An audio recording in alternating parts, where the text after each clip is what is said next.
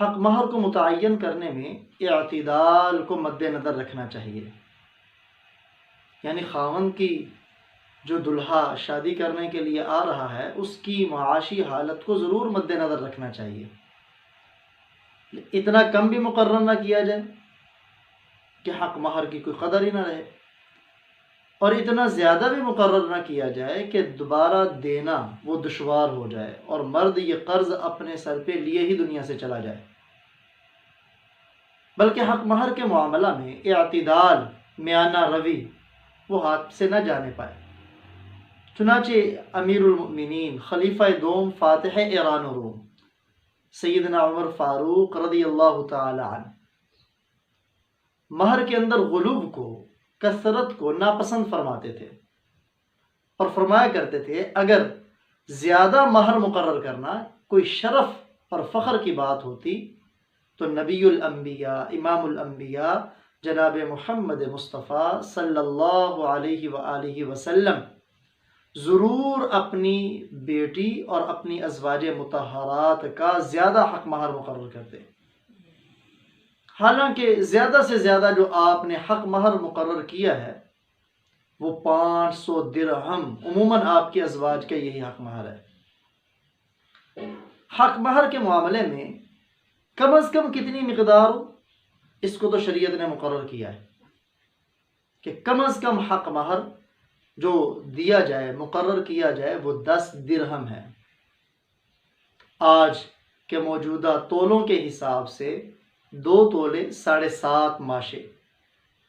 اور گرام کے اعتبار سے لیں تو 30 گرام 618 ملی گرام چاندی،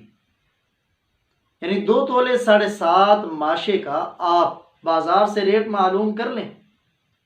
جتنا ریٹ بنے کم از کم حق مہر شریعت میں اتنا ہے، اس سے کم شریعت کے اندر حق مہر نہیں۔ حدیث مبارکہ میں ہے، نبی اکرم صلی اللہ علیہ وآلہ وسلم نے ارشاد فرمایا لا مہر اقل من 10 دراہم، 10 دراہم سے کم حق مہر نہیں۔ لیکن زیادہ کتنا ہو، شریعت کے اندر اس کی مقدار متعین نہیں۔ ہر آدمی چادر دیکھ کر پاؤں زیادہ سے زیادہ پھیلا سکتا ہے، اپنی معاشی حالت کو دیکھ کر زیادہ سے زیادہ حق مہر رکھ سکتا ہے، لیکن زیادہ حق مہر رکھنا بطور فخر کے نہ ہو، بلکہ زیادہ حق مہر رکھنا اپنی مالی وسعت کو دیکھ کر ہو۔ یہ بیوی کا خاوند کے ذمے قرض ہوتا ہے پھر جسے دینا پڑتا ہے۔ چنانچہ حق مہر کے معاملے میں عموماً جب نکاح رجسٹر پر کرتا ہے تو وہ سوال کرتا ہے مہر معجل یا مہر مؤجل، 2 لفظ بولے جاتے ہیں۔ معجل عین کے ساتھ، اس کا معنی ہے جو حق مہر بیوی کو اس کے قریب جانے سے پہلے جس کا ادا کرنا ضروری ہے، اس حق مہر کو کہتے ہیں مہر معجل عین کے ساتھ، اور حق مہر مؤجل حمزہ کے ساتھ، اس کا مطلب ہے اس حق مہر میں تاخیر ہے عند الطلب، یعنی جب بیوی اس کا مطالبہ کرے تو خاوند کے ذمے اس حق مہر کا دینا ضروری۔ مطالبے پر بھی خاوند نہ ادا کرے تو وہ خاوند گناہگار ہوگا۔ لیکن حق مہر آج ہمارے معاشرے میں زیادہ سے زیادہ حق مہر لکھوا لیا جاتا ہے، اور بعض لکھوانے میں بالکل چشم پوشی کرتے ہیں، جی لکھ دیں جتنا شریعت کہتی ہے، اور اگر پوچھ لیا جائے بھی شرعی حق مہر کتنا ہے تو کہہ دیتے ہیں جی 1000 روپیہ لکھ دیں، یعنی وہ گویا جیسے ذمہ فارغ کرنا کوئی ضروری نہیں۔ یہ مہر، حق مہر نکاح کے اندر واجب ہے، اور یہ عورت کا حق ہے اس مرد کے اوپر، اس کے اندر ہم اپنی طرف سے ٹامک ٹوئیاں نہیں مار سکتے۔ چنانچہ کم از کم 2 تولے 7.5 ماشے، اور زیادہ سے زیادہ اگر زیادہ پہنچ بنتی ہو تو مہر فاطمی اس کو دینا چاہیے، وہ انتہائی پسندیدہ 480 درہم بنتے ہیں۔ چاندی کے حساب سے 131 تولہ 3 ماشا چاندی یا 150 تولہ چاندی علی اختلاف الروایات۔ اس کی قیمت کا بازار میں پتہ کر لیں، 131 تولے 3 ماشا یا 150 تولہ چاندی، جتنی قیمت بنتی ہو اتنا حق مہر مقرر کریں تو اس کو حق مہر، مہر فاطمی کہا جاتا ہے۔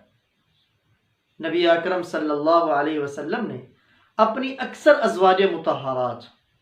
اور اپنی جگر کے ٹکڑا فاطمہ الزہرا رضی اللہ تعالی عنہا کا یہی حق مہر مقرر کیا۔ ہاں، آپ کی 2 ازواج مطہرات ایسی ہیں جن کا حق مہر یہ نہیں ہے بلکہ وہ اور ہے، مختلف ہے اس سے۔ ان میں ایک آپ کی حرم ام المؤمنین ام حبیبہ رضی اللہ تعالی عنہ، ابو سفیان رضی اللہ تعالی عنہ کی لخت جگر ہے، اور امیر معاویہ رضی اللہ تعالی عنہ کی ہمشیرہ ہے۔ چونکہ یہ حبشہ کے اندر تھی تو جب آپ نے ان کے لیے نکاح کا پیغام بھیجا تو وہاں بادشاہ نجاشی تھا، اس کو آپ نے وکیل بنایا اپنی طرف سے۔ تو نجاشی نے یہ سعادت حاصل کرنی چاہیے کہ 2 جہانوں کے سردار کا نکاح ہو تو حق مہر اور خرچہ میری طرف سے ہوگا۔ چنانچہ اس نے اپنی مالی وسعت کو دیکھتے ہوئے ام حبیبہ رضی اللہ تعالی عنہا کا جو حق مہر مقرر کیا وہ 4000 درہم تھا۔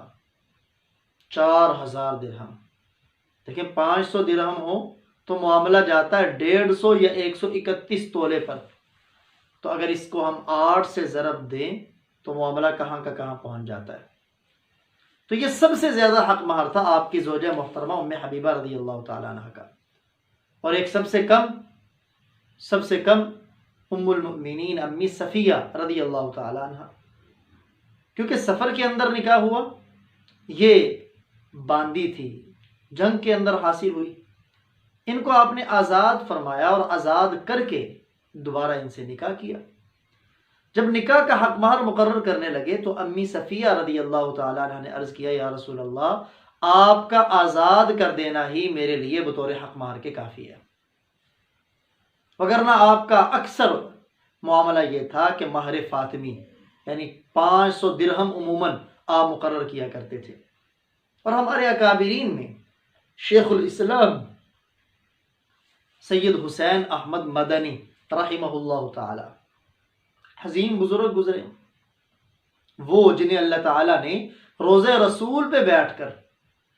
کئی سال درس حدیث دینے کا شرف عطا فرمایا، کہ درس حدیث دیتے ہوئے اشارہ کرتے تھے گنبد خضرا کی طرف، قال صاحب هذا الخبر۔ وہ جب انہیں کوئی نکاح پڑھانے کے لیے بلاتا تو حضرت شرط رکھا کرتے تھے، بھئی مہر فاطمی رکھو گے تو نکاح پڑھاؤں گا، وگرنہ کسی اور سے پڑھا لو۔ حضرت کا مزاج تھا۔ تو بہرکیف اعلیٰ ترین حق مہر مہر فاطمی ہے، اس سے زیادہ بھی انسان رکھ سکتا ہے، لیکن یہ کوئی فخر اور شرف کی بات نہیں ہے۔ لیکن آج کل معاشرے میں ایک بہت بڑی جو کوتاہی پائی جاتی ہے کہ حق مہر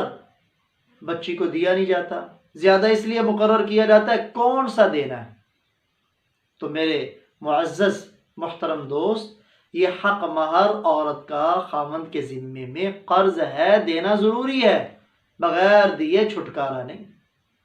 معجل ہے تو فی الفور، مؤجل ہے تو جب عورت اس کا مطالبہ کرے تو اسے دینا پڑے گا۔ اور کئی جگہوں میں تو ایسا ہوتا ہے کہ خود بچی کے گھر والے کہتے ہیں بچی کو دے کے، بچی واپس کر دو حق مہر فوراً۔ بیچاروں کو ڈر ہوتا ہے اگر اس نے لے لیا تو آگے بچے کے گھر والے بچی کو تانا ساری زندگی دیں گے، حالانکہ یہ نہ ان کا تانا دینا بنتا ہے، نہ بچی کی والدہ یا کسی عزیز کا بچی کو یہ کہنے کا حق ہے کہ اسے واپس کر دو۔ بچی اس کی مالک ہے، وہ چاہے واپس کرے، وہ چاہے رکھے۔